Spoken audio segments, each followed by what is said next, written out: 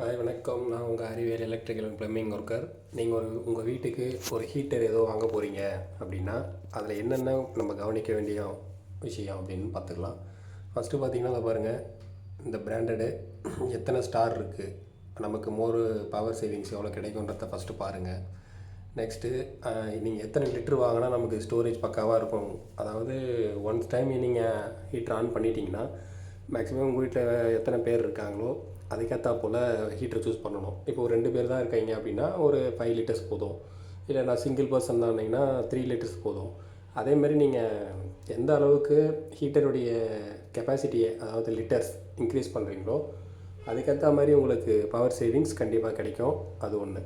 அதேமாதிரி heater installation அப்போது நல்லா பார்த்துங்க, இதில் இன்லெட் அவுட்லெட்னு மென்ஷன் பண்ணியிருப்பாங்க, தெரியுதுங்களா?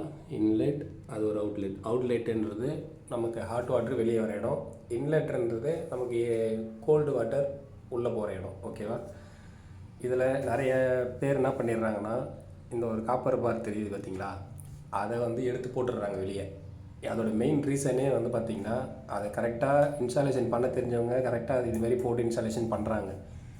இது எதற்காக அப்படின்னா, இந்த இன்லெட்குள்ளே தண்ணி போகுது பார்த்தீங்களா, அது ரிட்டன் திருப்பி இதுக்குள்ளே வராமல், அதாவது ஹீட் ஆகிற தண்ணி திருப்பி ரிட்டன் வராமல் இருக்கிறதுக்காகவும், ப்ளஸ் இந்த உள்ள அதிகமான வெப்பத்தினால அந்த ப்ரெஷர் இன்க்ரீஸ் ஆகும். அப்போ அது என்ன ஆகும்னா, ஒரு அதிகமான ப்ரெஷர் உள்ள அந்த வெப்பம் அதிகமாக இருந்ததுன்னா இந்த ஹீட்டரானது வெடிக்க கூட நிகழும். ஸோ அந்த டைமில் அந்த ப்ரெஷரை எப்படி ரிலீஸ் பண்ணிக்கும் அப்படின்னா, பாருங்கள், இப்படி பண்ணி அதுவே ஓப்பனாக ரிலீஸ் பண்ணிக்கும். ஸோ இதை போடக்கூடாது. நீங்கள் இன்னொரு கேள்வி கேட்கலாம், ஏன் இதை போடாமல் போட்டோம்னா அந்த ப்ரெஷரானது நமக்கு ரிட்டன் அதிலே போகணும்ல அப்படின்னு நினைக்கலாம். அந்த ஒரு சிங்கிள் ஃப்ளோராக இருந்தால் அது ஓரளவுக்கு கொஞ்சம் மேனேஜ் பண்ணிக்கும். பட் இதுவே 4 ஃப்ளோர் 5 ஃப்ளோர்லாம் போச்சுன்னா அதால் இதுக்கு இருக்கக்கூடிய பார் கெப்பாசிட்டின்றது கம்மியாக தான் இருக்கும்.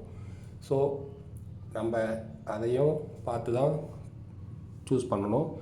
அப்புறம் மற்றபடி இது ஹீட்டிங் கண்ட்ரோலு, எந்த டிகிரி செல்சியஸ் வேணுமோ அந்த டிகிரிக்கு நம்ம இன்க்ரீஸ் பண்ணி இது பண்ணிடலாம்.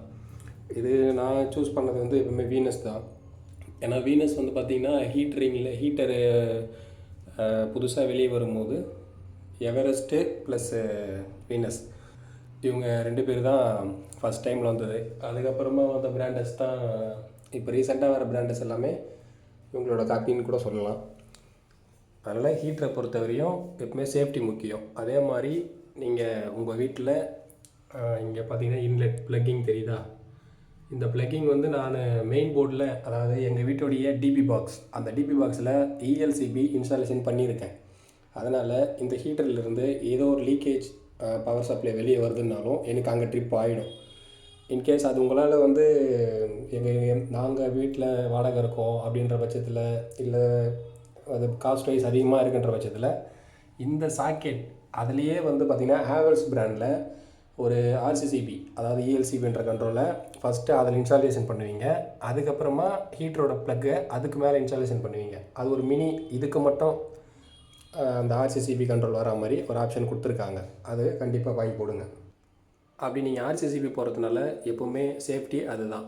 இல்லை சார் எங்களெல்லாம் அதெல்லாம் பண்ண முடியாது, நாங்கள் ஓன் ரிஸ்கில் பார்த்துக்குறோன்னு சொன்னிங்கன்னா, எப்போவுமே ஹீட்டரை ஆன் பண்ண உடனே ஃபுல்லாக உங்களுக்கு ஹீட்டிங் ஆனதுக்கப்புறமா இது பவர் பட்டனு, அந்த பவரில் லைட் எரியும். அப்போ ஃபுல்லாக ஹீட் ஆகி தண்ணி அதிகமான ஹீட் வந்துடுச்சுன்னா இந்த க்ரீன் எரிஞ்சிகிட்டு இருக்கும், ஆஃப் ஆகிடும்.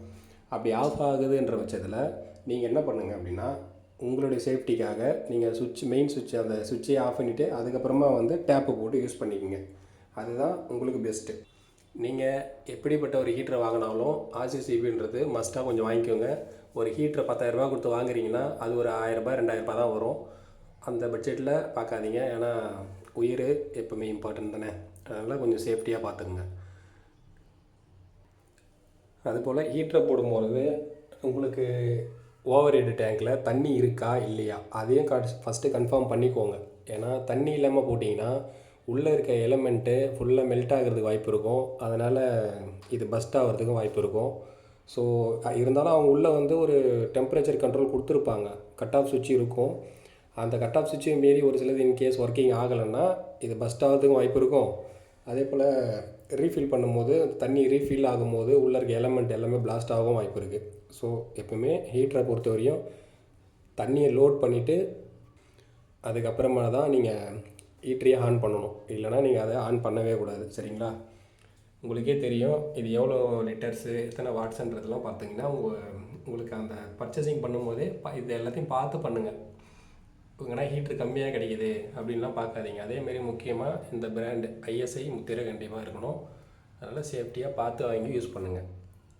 நன்றி.